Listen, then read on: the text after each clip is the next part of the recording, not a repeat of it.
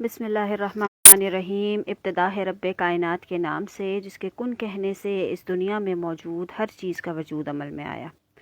انگنت درود و سلام سرور کائنات آقا دو جہاں خاتم النبیین محمد مصطفیٰ صلی اللہ علیہ وآلہ وسلم پر، جن پر خود رب کائنات نے درود و سلام بھیجا۔ السلام علیکم ورحمۃ اللہ وبرکاتہ۔ حسن رمضان ٹرانسمیشن سیگمنٹ تفسیر قرآن، میں حافظہ عائشہ احمد آپ کے ساتھ موجود۔ الحمدللہ رب العالمین۔ آج ہم 17ویں روزے میں داخل ہو چکے ہیں اور آج یوم وصال ہے ام المومنین حضرت عائشہ صدیقہ رضی اللہ تعالی عنہا کا۔ حضرت عائشہ صدیقہ کی شخصیت کا اگر ہم جائزہ لیں تو ان کی شخصیت، ان کے کام، ان کے اعمال، ان کی زندگی میں ہونے والے واقعات اتنے وسیع ہیں کہ پورا دن اور پوری رات بھی اگر ہم ان کا شمار کریں اور ان کو بیان کرنے کے لیے نشست کا اہتمام کریں تو میرے خیال سے وہ بھی کم پڑے گا۔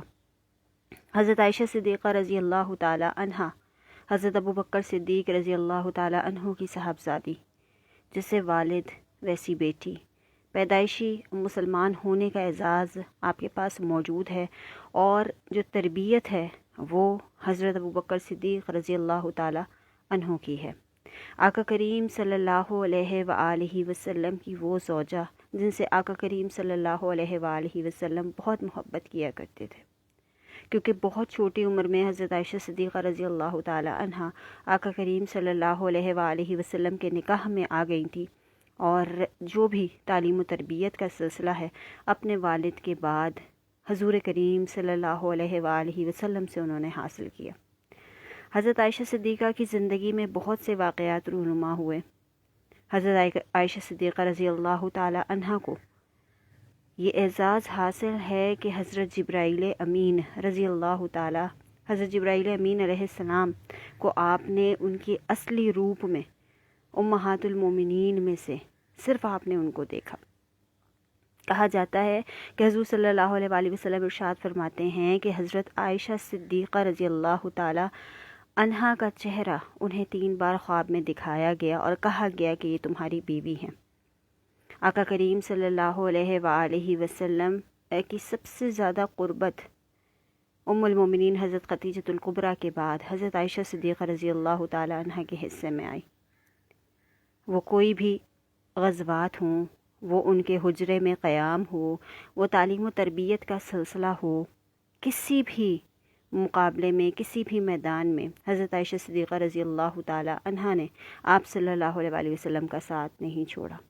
اگر واقعہ عفق کی بات کریں ہم تو اللہ رب العزت نے سورہ نور کی 10 آیات آپ کی برات میں نازل فرما دی، یعنی کہ آپ کی بے گناہی کا ثبوت دیتے ہوئے اللہ رب العزت نے قرآن مجید میں ان آیات کو نازل فرما دیا۔ یہ اعزاز بھی آپ کے پاس حاصل ہے۔ آقا کریم صلی اللہ علیہ وآلہ وسلم نے اپنی اس دنیا سے پردہ فرمانے سے پہلے جو دن، جو ایام یہاں پر گزارے وہ حضرت عائشہ صدیقہ رضی اللہ تعالی عنہ کے حجرے میں گزارے۔ حضرت عائشہ صدیقہ رضی اللہ تعالی عنہ فرماتی ہیں کہ جو آخری لعاب آقا کریم صلی اللہ علیہ وآلہ وسلم کے جسم میں گیا وہ ان کا تھا، یعنی کہ جب وہ مسواک آپ نے نرم کر کے دی اپنے منہ سے تو وہی مسواک آقا کریم صلی اللہ علیہ وآلہ وسلم نے اپنے منہ میں رکھی۔ جب آقا کریم صلی اللہ علیہ وآلہ وسلم نے اس دنیا سے پردہ فرمایا تو آپ کا سر مبارک حضرت عائشہ رضی اللہ تعالی عنہ کی گود میں تھا۔ آقا کریم صلی اللہ علیہ وآلہ وسلم کے لیے جو سکون کی جگہ موجود ہے آج بھی، مدینہ منورہ جس کو ہم کہتے ہیں، آقا کریم صلی اللہ علیہ وآلہ وسلم کا روضہ جس کو ہم کہتے ہیں، وہ بھی حضرت عائشہ صدیقہ رضی اللہ تعالی عنہا کا حجرہ ہے۔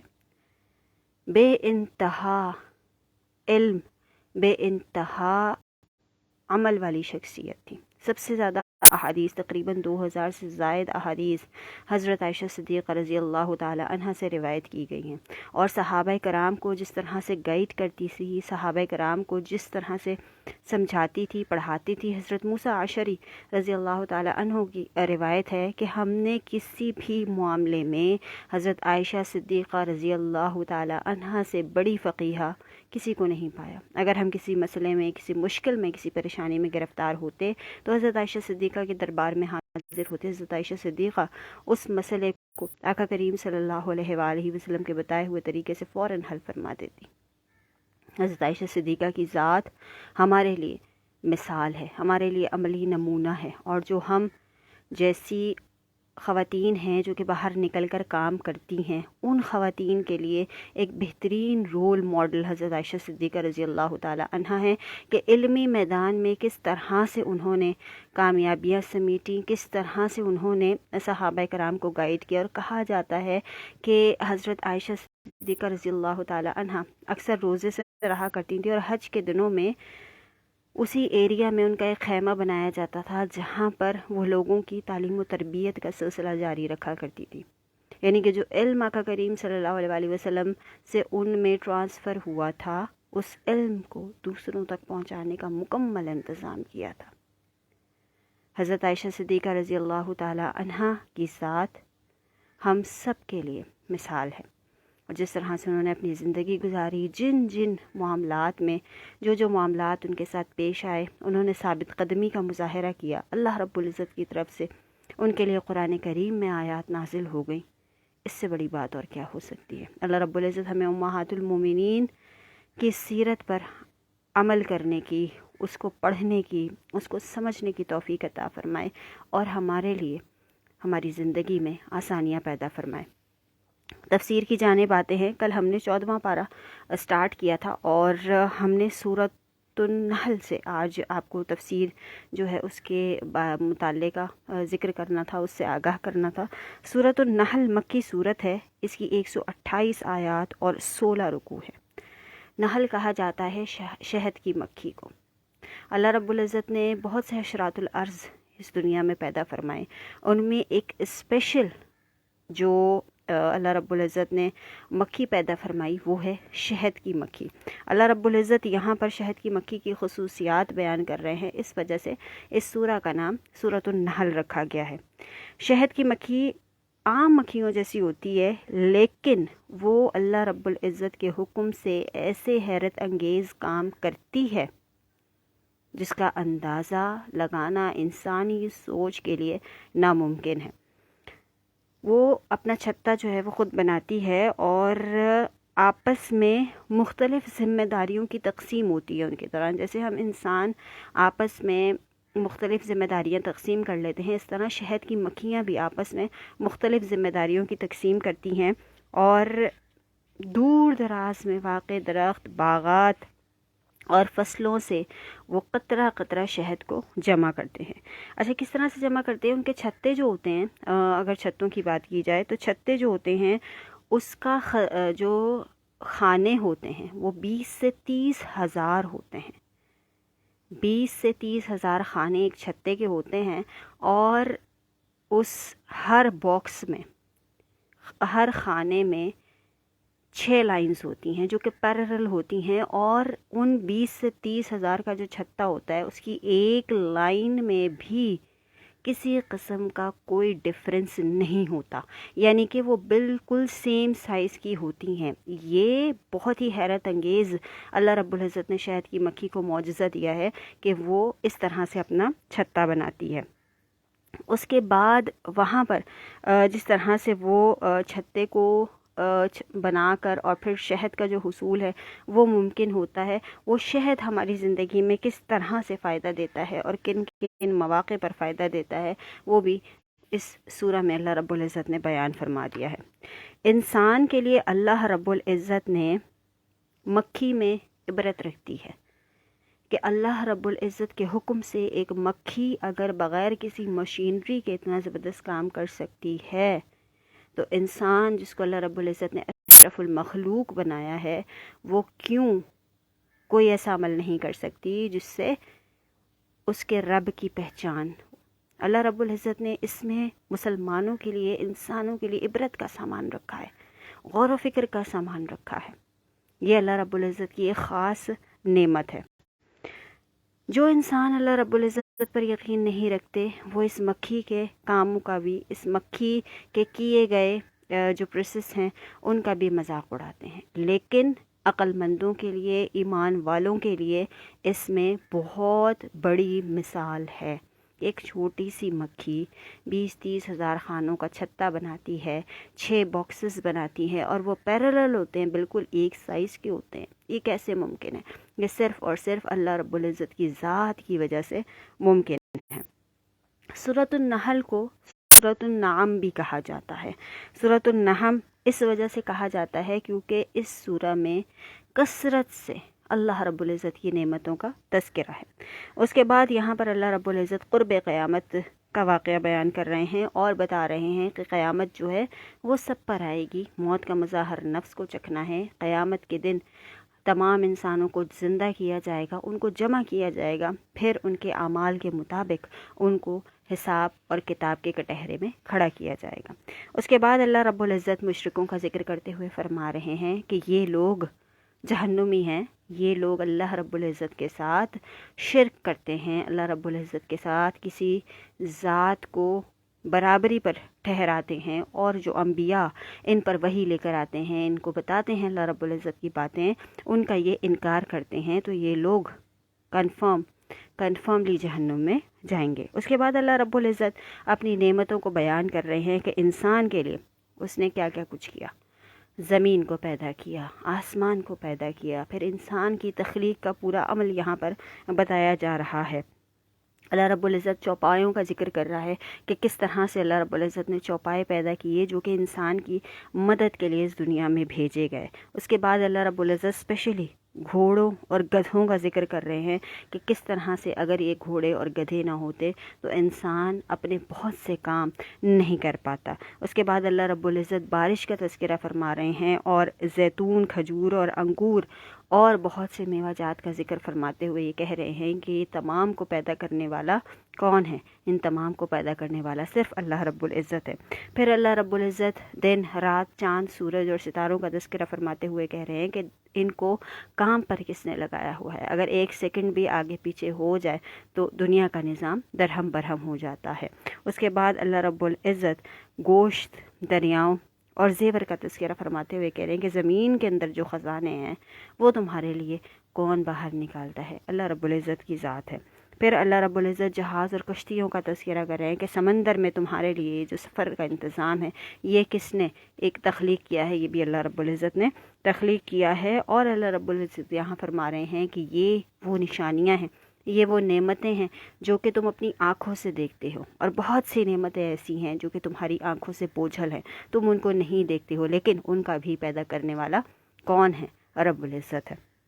اس کے بعد اللہ رب العزت یہاں پر انسان کے جسم کا تذکرہ کر رہے ہیں کہ اگر اس میں کوئی بھی خرابی ہو جاتی ہے، طبیعت تھوڑی سی بھی خراب ہو جاتی ہے تو دنیا کی ہر چیز بدمزہ ہو جاتی ہے، بے رونق ہو جاتی ہے، کسی چیز میں دل نہیں لگتا۔ تو یہ جو جسم کی نعمت ہے، آنکھیں ہیں، کان ہیں، ناک ہے، منہ ہے، ہاتھ ہیں، پاؤں ہیں، سر ہے، پورے جسم کے جتنے بھی اعضاء ہیں وہ تمہارے لیے ایک نعمت ہیں، اور تندرستی جو ہم نے عطا کی ہے وہ تمہارے لیے ایک نعمت ہے۔ اس کے بعد اللہ رب العزت غافل انسانوں کے حوالے سے بتا رہے ہیں کہ یہ لوگ جو ہیں یہ غفلت میں ڈوبے ہوئے ہیں، غفلت کی نیند میں سوئے ہوئے ہیں، اور ان کو کسی چیز کا کوئی لحاظ کچھ پتہ نہیں ہے، کیونکہ یہ لوگ غفلت کی نیند سے جاگ ہی نہیں رہے ہیں۔ ان کے دلوں میں اللہ رب العزت نے مہر لگا دی ہے ان کے انکار کی وجہ سے، کیونکہ یہ ہر بات میں انکار کرتے ہیں، یہ فرشتوں کے وجود پہ انکار کرتے ہیں، یہ قیامت کے دن پہ انکار کرتے ہیں، یہ انبیاء کے آنے پہ انکار کرتے ہیں، اور سب سے بڑی بات یہ وجود باری تعالیٰ کا انکار کرتے ہیں، اس لیے ان کو اللہ رب العزت نے غفلت کی نیند سلا دیا ہے۔ اس کے بعد اللہ رب العزت یہاں پر فرماتے ہیں کہ اس سورہ میں جامع ترین آیت موجود ہے۔ حضرت عبداللہ بن مسعود رضی اللہ تعالی عنہ فرماتے ہیں کہ یہ آیت خیر و شر کی سب سے زیادہ جامع آیت ہے، اور وہ آیت جسے سن کر ولید بن مغیرہ دشمن اسلام بھی تعریف کرنے پر مجبور ہو گیا تھا۔ سورہ نحل کی آیت نمبر 90 ہے، جس میں 3 احکامات کا ذکر کیا گیا ہے اور 3 باتوں سے منع فرمایا گیا ہے۔ عدل، احسان اور قرابت داروں کے ساتھ اچھے سلوک کا حکم دیا گیا ہے، اور قبیح قول و عمل یعنی کہ ایسا قول و عمل جس سے دوسروں کو تکلیف پہنچے، اس سے منع فرمایا گیا ہے۔ ہر وہ عمل جس سے شریعت نے منع کیا ہے اس کو کرنے سے منع فرمایا گیا ہے، اور حد سے زیادہ تجاوز کرنے سے منع فرمایا گیا ہے، یعنی کہ حسد، غرور، تکبر، عناد، شرک، ان تمام باتوں سے منع فرمایا گیا ہے۔ عدل کا حکم اللہ رب العزت دیتے ہیں کہ ہر معاملے میں، چاہے وہ فرض ہوں چاہے وہ واجبات ہوں، عدل کرنا لازمی ہے۔ جب آپ عدل نہیں کریں گے، آپ عادل نہیں ہوں گے، تو معاملات میں بگاڑ پیدا ہوگا، اور جب معاملات میں بگاڑ پیدا ہوگا تو آپ کی زندگی میں بگاڑ پیدا ہوگا، اور جب زندگی میں بگاڑ پیدا ہوگا تو آپ یقینی طور پر اپنی آخرت میں سخت سوال جواب کا سامنا کریں گے۔ اس لیے عدل بہت زیادہ ضروری ہے۔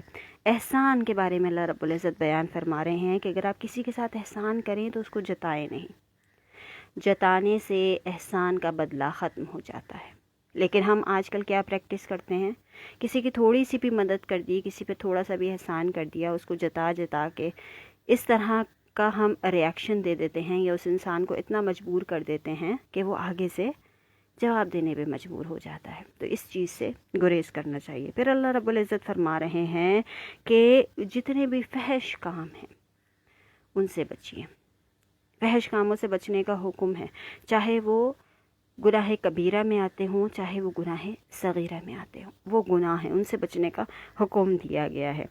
اس کے بعد اللہ رب العزت سورت کے اختتام میں اللہ رب العزت حضرت ابراہیم علیہ السلام کی تعریف بیان کر رہے ہیں اور فرما رہے ہیں کہ حضرت ابراہیم کی زندگی استقامت، صبر اور اللہ رب العزت پر یقین کی زندگی تھی۔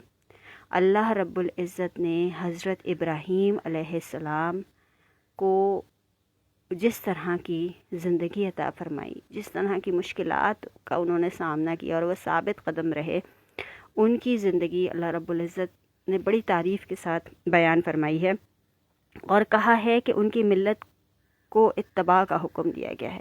اسی لیے جو ہم اکثر بات کرتے ہیں کہ یہود، نصارہ اور مسلمان تمام حضرت ابراہیم کے دین ابراہیمی کے پیروکار ہیں، اور سب حضرت ابراہیم علیہ السلام کو مانتے ہیں، اور آقا کریم صلی اللہ علیہ وآلہ وسلم کو حضرت ابراہیم کے اسوہ حسنہ کی مثال دی، اور فرمایا کہ آپ سے پہلے جو یہ نبی آئے ان پر بھی بہت سی مشکلات آئیں، آپ ان کے اسوہ پر چلنے کی کوشش کیجئے، ان کے اسوہ پر چلیے، ان کی تعلیمات کے مطابق اپنی زندگی کو گزارنے کی کوشش کیجئے، اور یہی آپ کے والد ہیں، آپ کو انہی کی اولاد میں سے بھیجا گیا ہے، انہی کے دین کو آپ نے ریپرزینٹ کرنا ہے، لے کر چلنا ہے۔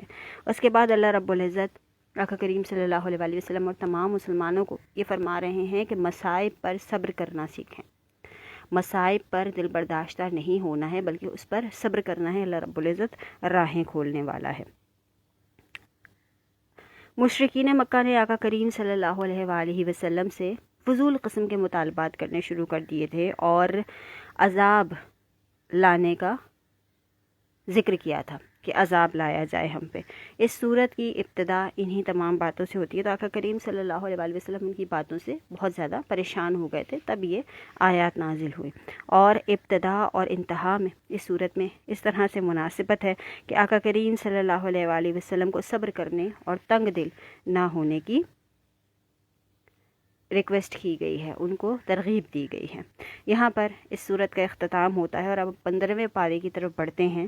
سورہ بنی اسرائیل، سورہ اسراء بھی اس کو کہا جاتا ہے، اور سورہ اسراء میں 111 آیات اور 12 رکوع ہیں، اور اس سورہ میں واقعہ معراج کا تذکرہ ہے، اس لیے اس کو اسراء کہا جاتا ہے۔ واقعہ معراج کا تذکرہ بیان کیا گیا ہے۔ یہ حضور کریم صلی اللہ علیہ وآلہ وسلم کا سب سے بڑا معجزہ ہے، اور یہ صرف آقا کریم صلی اللہ علیہ وآلہ وسلم کو عطا ہوا ہے، یہ آقا کریم صلی اللہ علیہ وآلہ وسلم کا اعزاز ہے۔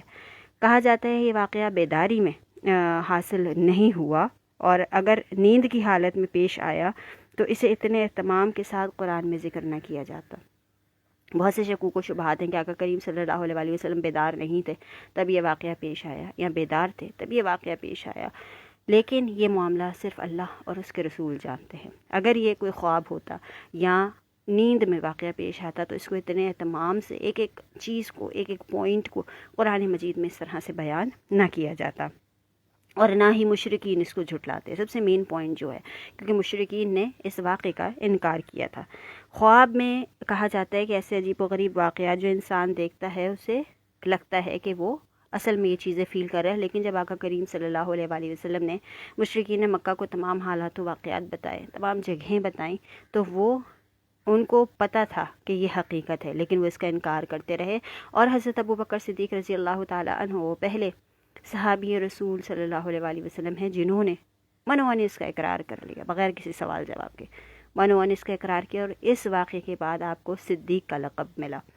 اس کے بعد اللہ رب العزت اس سورہ میں بنی اسرائیل کے فتنہ فساد کا ذکر کر رہے ہیں کہ کس طرح سے انہوں نے فتنہ فساد پیدا کیا اور بندوں پر ان کو مسلط کر دیا گیا. پھر حضرت شیعہ کا ناحق قتل، حضرت شیعہ ایک نبی تھے، ان کو ناحق قتل کر دیا، اور بخت نصر اور اس کا لشکر جو ہے وہ وہاں پر مسلط کر دیا گیا، جو پورے علاقے پر قابض ہو گیا، اور اس طرح سے اسرائیلیوں کو وہ گرفتار کر کے لے گئے. اس کے بعد حضرت زکریا اور حضرت یحییٰ علیہ السلام کی شہادت کا تذکرہ اس سورہ میں بیان ہو رہا ہے کہ کس طرح سے حضرت زکریا علیہ السلام کو شیطان نے بہکایا، اور وہ انہوں نے درخت سے پناہ لی، اور پھر درخت کو بیچ میں سے انہوں نے کاٹ دیا، اور اس طرح سے زکریا علیہ السلام کی شہادت کا واقعہ پیش آیا. اور حضرت یحییٰ کو جس طرح سے شہید کیا، ان کا جو سر ہے اس کو ان کے تن سے جدا کر دیا گیا، اس طرح سے ان کو شہید کیا گیا. بہت زیادہ تکالیف جو ہے وہ دی گئی. مسلمانوں کے غلبے کا تذکرہ ہے کہ نبی کریم صلی اللہ علیہ وآلہ وسلم کے زمانے میں، آقا کریم صلی اللہ علیہ وآلہ وسلم کے دور میں عرب کو جاہلیت سے جب نکالا گیا تو مسلمان کس طرح سے غالب آئے اور کس طرح سے غلبہ اللہ رب العزت نے ان کو دیا.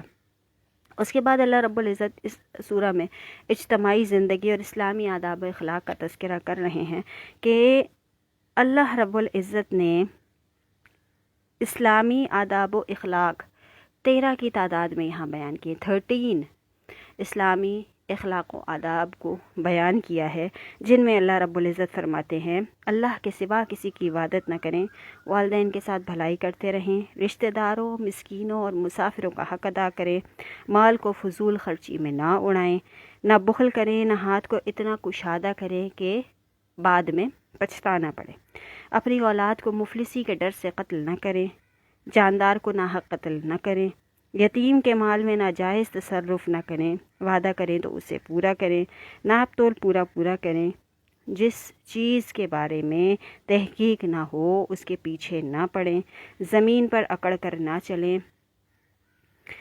اس کے بعد اللہ رب العزت نے آخر میں پھر فرمایا کہ اللہ کے ساتھ کسی کو معبود نہ ٹھہرائیں. یہ 13 پوائنٹس ہیں جو کہ اللہ رب العزت نے بیان فرما دیے. ان میں حقوق اللہ بھی شامل ہے اور حقوق العباد بھی شامل ہیں.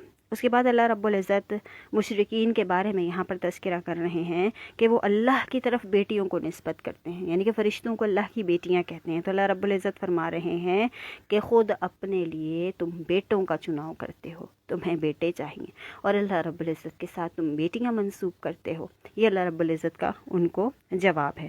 اور اس کے بعد کہا گیا کہ مشرکین جو ہیں وہ حضور صلی اللہ علیہ وآلہ وسلم سے فضول مطالبات کیا کرتے تھے، آپ کو پریشان کرنے کے لیے، آپ کو مینٹلی ٹارچر کرنے کے لیے، اور معجزات طلب کیا کرتے تھے. تو آقا کریم صلی اللہ علیہ وآلہ وسلم کو پھر دوبارہ اللہ رب العزت تسلی دے رہے ہیں کہ آپ ان کی باتوں میں نہ آئیں، آپ اپنے دل کو بڑا رکھیں، ہم آپ کے ساتھ موجود ہیں.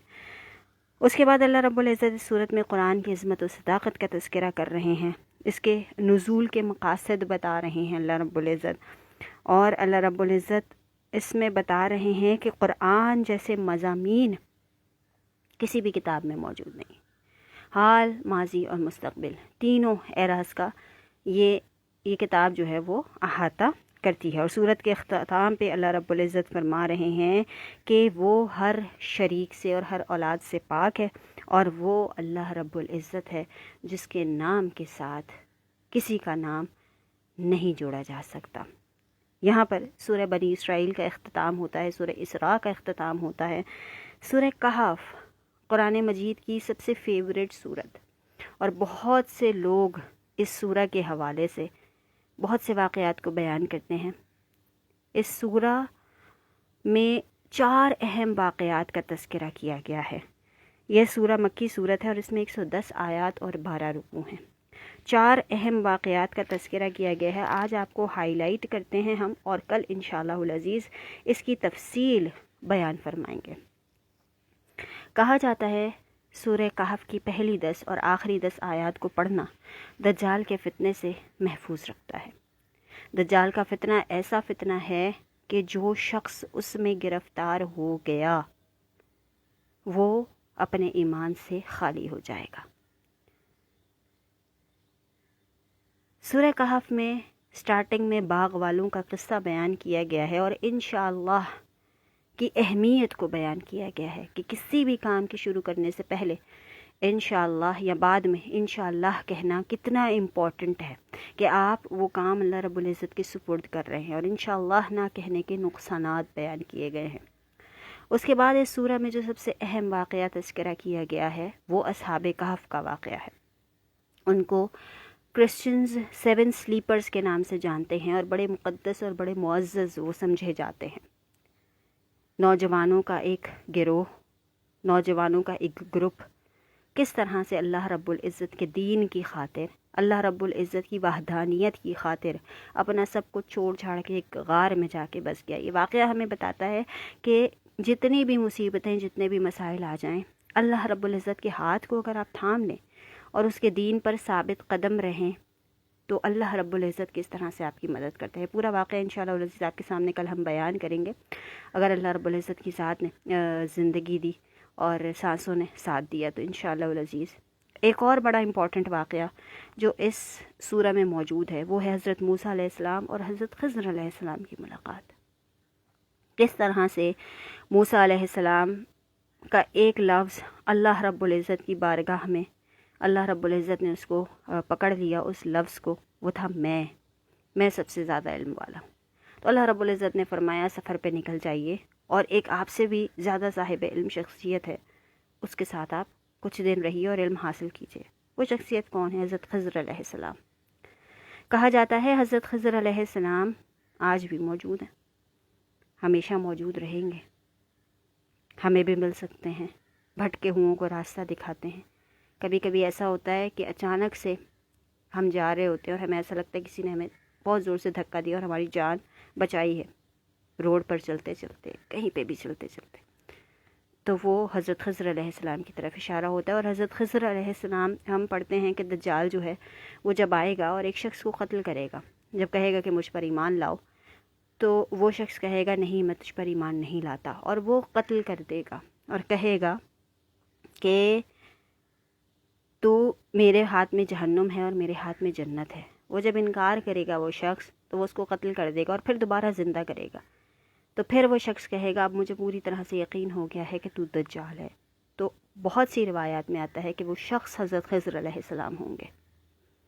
پورا واقعہ علم و حکمت پر مبنی ہے حضرت خضر اور موسیٰ علیہ السلام کا، وہ بھی آپ کے ساتھ تذکرہ کریں گے انشاءاللہ العزیز۔ اور سب سے امپورٹنٹ واقعہ جو ہماری زندگیوں میں بہت زیادہ امپورٹنٹ ہے، حضرت ذوالقرنین کا واقعہ اور یاجوج ماجوج کا واقعہ، کہ ایک عادل حکمران صرف وہ نہیں ہوتا جو کہ ملک کا حاکم ہوتا ہے، ہر شخص اپنی ذات میں ایک حکمران ہے۔ کس طرح سے حکمران ہے؟ آپ کے گھر میں بھی آپ کے ماتحت کوئی کام کرتا ہوگا، کوئی چھوٹا ہوگا، آپ کے آفس میں کوئی آپ کے ماتحت ہوگا، اگر آپ اسکول میں جاب کرتے ہیں وہاں پر آپ کے ماتحت کوئی ہوگا، کسی آرگنائزیشن میں آپ لیڈ کر رہے ہیں وہاں پر آپ کے ماتحت کوئی ہوگا۔ تو عدل و انصاف کتنا ضروری ہے یہ بتاتی ہے ہمیں حضرت ذوالقرنین کی شخصیت، جن کا نام لے کر اللہ رب العزت نے قرآن پاک میں تذکرہ فرما دیا۔ زندگی بخیر، انشاءاللہ العزیز کل ان موضوعات پر، ان واقعات پر تفصیلی طور پر گفتگو کریں گے۔ مجھے اور میری ٹیم کو اپنی دعاؤں میں بہت زیادہ یاد رکھیے گا۔ اللہ رب العزت ہماری ٹوٹی پھوٹی عبادات کو اپنی بارگاہ میں قبول و منظور فرمائے، اور جو ہم آپ تک پہنچانے کی کوشش کر رہے ہیں اللہ رب العزت ہماری زبان میں اتنی تاثیر پیدا فرما دے کہ ہماری بات آپ کے دل پر اثر کرے اور کسی ایک کی بھی زندگی بدلتی ہے تو قیامت کے دن ہم سرخرو ہیں اور ہم اپنے رب سے کہیں گے کہ آپ کا پیغام ہم نے پہنچایا اور اپنا حصہ ڈالنے کی کوشش کی۔ اپنا بہت خیال رکھیے گا۔ زندگی بخیر ہوتی ہے انشاءاللہ کل آپ سے دوبارہ ملاقات اسی وقت۔ اللہ حافظ۔